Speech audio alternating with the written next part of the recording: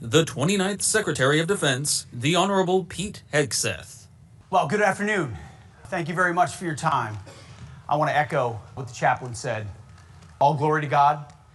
I wake up every morning praying for the wisdom to see what is right and good and true and the courage to do it. And I know many of you do the same. And it's an absolute honor to stand in front of all of you. I'm grateful, I'm humbled. Just the 2 weeks that I've been here is a solemn reminder, in a couple of instances, but a solemn reminder of the very special nature of what the Department of Defense does. And I've seen it in the Office of OSD, I've seen it across so many I've had a chance to interact with, and so many more I want to interact with. The solemn commitment to the constitutional duty that we all have to protect and defend the Constitution. That one administration leaves and another administration comes in, and that can mean a lot of changes in the course of that based on elections that happen and new leaders and new executive orders and new directives and lawful orders. But what I've been so incredibly impressed by is the professionalism of the men and women throughout the ranks who recognize who we work for, which is the American people and the defense of our nation. So I want to thank everybody watching, everybody here for being a part of that transition, which I've certainly recognized a great deal. I spent a lot of my career in the military, which is not as much as so many of you, trying to run away from the flagpole as quick as possible. Now it appears I am the flagpole. I recognize and understand that distinction. But what I want to bring to this job and to the ethos is a recognition of the men and women who do the dirty work all day long for us here and across the world.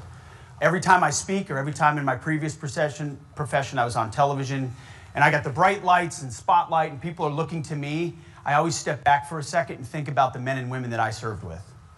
The folks that are never gonna be introduced, never gonna have a microphone, never gonna be heard from, the men and women that you know that you've served with who are the best of the best in our country.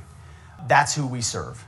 I was on the phone late into the night last night talking to families of 2 soldiers who had a rollover at Fort Stewart. I was on the phone with the families of the 3 that were lost in the UH-60 outside of the airport here in Washington, D.C. Like, the costs and the consequences are very real, and you know that. One of the things I wasn't prepared for is every couple of weeks we do an orders book at OSD where we literally approve the orders that go out. It sounds like a formality, but having been on the other end of those orders where those dates really mattered and what the mission was really mattered, I stare at my orders and say, where am I going and what does it mean and how long am I there? That struck me like a thud. Every one of those signatures affects a human being whose mission needs to be important and vital to the national interest and to our department before I sign that book. And that's very much my commitment to you. It's also my job to be, as President Trump asked me, to not maintain the status quo.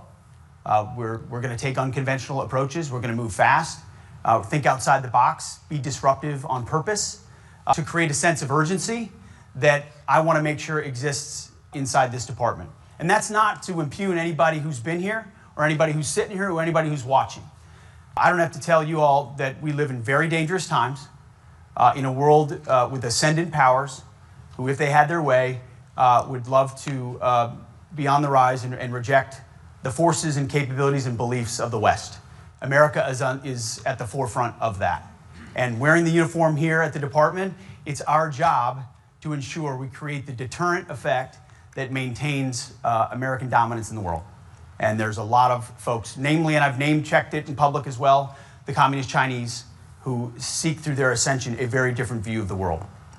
And so we have to be urgent and we have to be ready about what that means. And we're going to do that. Part of how we're applying that is I've come in with 3 pillars that I've repeated before, but I want to say again of how we're approaching this from my level. Number 1 is restore the warrior ethos. Make sure that we get back to basics. Our job is to deter conflict and, if necessary, defeat and completely destroy, demoralize, and defeat our enemies. That's what we do. We do warfighting here at the Department of Defense. And we want to restore that through a laser focus on readiness, lethality, and warfighting across the spectrum. I was on with the superintendents of West Point, Annapolis, and the Air Force Academy yesterday. Hey, what are we doing there to drive those core principles? What are we doing here to drive those core principles? From, E1 to, I guess, is it 010? I don't never even said that. And I know this room is 06 and below, which I was told was junior. Where I come from, an 06 ain't junior. So this is a new role for me, too, in that perspective. And I went out to Fort Bliss, met with, intentionally said, hey, E7 and above and 03 and above, or 04 and above, move out. I want to hear from the folks out here on this border mission. How is it impacting you and your family? What is your mission? Are you being utilized? How does it affect, I actually think it adds to readiness and because you're doing a real world mission, but how does it affect all those aspects? Restoring the warrior ethos is critical. And I think we've seen that already in the recruiting numbers. I think we've seen an enthusiasm and excitement from young men and women who want to join the military actively because they are interested in being a part of the finest fighting force the world has to offer and not doing a lot of other things that serve oftentimes too often to divide or distract. It's about readiness. It's about staying focused. And I think you've seen that from a lot of the executive orders the president has issued that we have echoed. And there can be confusion about that. But from our perspective, why do you get rid of something like DEI? Because from our perspective, it's served a purpose of dividing the force as opposed to uniting the force. And this is something I've said quite publicly. And what I want to be is transparent with this building and everyone who serves here. Say the same thing in public that we say in private, which I hope you'll find from us. I think the single dumbest phrase in military history is our diversity is our strength. I think our strength is our unity. Our strength is our shared purpose, regardless of our background, regardless of how we grew up, regardless of our gender, regardless of our race. In this department, we will treat everyone equally. We will treat everyone with fairness. We will treat everyone with respect. And we will judge you as an individual by your merit and by your commitment to the team and the mission. That's how it has been. That's how it will be. Any inference otherwise is meant to divide or create complications that otherwise should not and do not exist. I've served across my career with amazing men and women from all backgrounds. They were at my congressional testimony. They've been in my office. They work with me and for me now. Their contributions are immense to this nation and are appreciated equally as with everybody else, and that's the approach we're going to take. So restore the warrior ethos. The second one is rebuild our military. Our defense industrial base, our acquisitions process, how we rapidly field new technologies, how we learn from conflicts around the globe, how we match what we fund to capabilities and effects. There's a lot of programs around here that we spend a lot of money on that when you actually war game it don't have the impact you want them to. One of the benefits I have is I don't have any special interests. I don't have a background invested in any systems or services. I'm agnostic to that. It means I'm going to take a lot of arrows and I'm prepared to do so. That's fine. We need the best systems in the hands of warfighters where they need it, to the COCOMs, to deter, send the signals that when that fight comes, we're ready to win and win decisively. That includes a Pentagon audit, which to the Marines out there, y'all got to figure it out. And we appreciate that. Lean and mean. We are going to focus heavily to ensure that at a bare minimum, by the end of 4 years, the Pentagon passes a clean audit. The American taxpayers deserve that. They deserve to know where their $850 billion go, how it's spent, and make sure it's spent wisely. It used to be that if you called for an audit, somehow you were undermining the department. I believe the exact opposite. I believe we are accountable for every dollar we spend, and every dollar of waste we find or redundancy is a dollar we can invest somewhere else, as President Trump has committed directly to rebuilding our nation's military. So rebuilding our military is key. And then third is reestablishing deterrence. Unfortunately, over the last couple of years, we've seen events that have occurred that have created the perception, reality or perception, but I would argue more perception of American weakness, whether it's what happened in Afghanistan, by the way, which we're going to have accountability for, deserve accountability for what occurred in Afghanistan, for what happened on October 7th, the war that was unleashed in Ukraine. Chaos happens when the perception of American strength is not complete. And so we aim to reestablish that deterrence. And it starts with our own southern border. It starts with the defense of our homeland. I think in some ways this department over time has felt like that's somebody else's mission. We've spent a lot of time, decades, my generation and yours, defending other people's borders across the world, yet we've seen an invasion of our own. From people all around the world who I'm sure many of them want to seek a better life. I understand that. But we also don't know who millions of them are, what their intentions are, why they're here. That creates a very real national security threat to the country. Border security is national security. And as the president has told us, we're going to get 100% operational control of our southern border. And that needs to be and will be a focus of this department. I want to tip my hat to Northcom.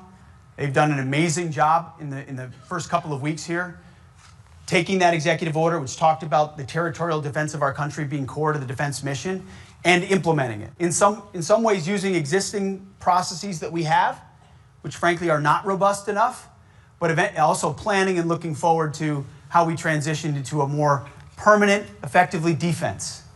Repel and seal at our southern border so that we know exactly who's coming in, and when they come in, they're coming in lawfully. And then also around the world, prioritization. We have a lot of assets. We don't have unlimited assets. And so part of prioritizing is empowering our allies and partners. We need to lead the world, there's no doubt. And President Trump has been clear about that. America first means we're taking care of America first, but part of America first is empowering allies and partners to be combat multipliers, to add to the capabilities that we have. I mean, that's foreign military sales, that's exercises, that's defense partnerships, but it's also reminding certain countries and certain regions of the world that America can't be the guarantor of everything forever in a world where we have to prioritize shifting to larger threats in certain moments.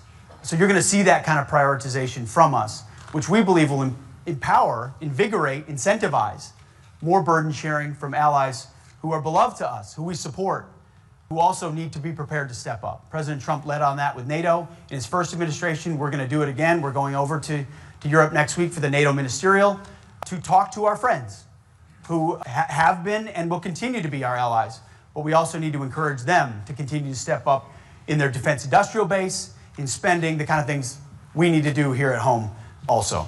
So sort of to wrap up, and I've already gone longer than I should have, it really is, from our perspective, a back to basics moment. When President Trump chose me and he said, Pete, I want you to run the Defense Department, his charge to me was return that department to its warfighting mission at its core.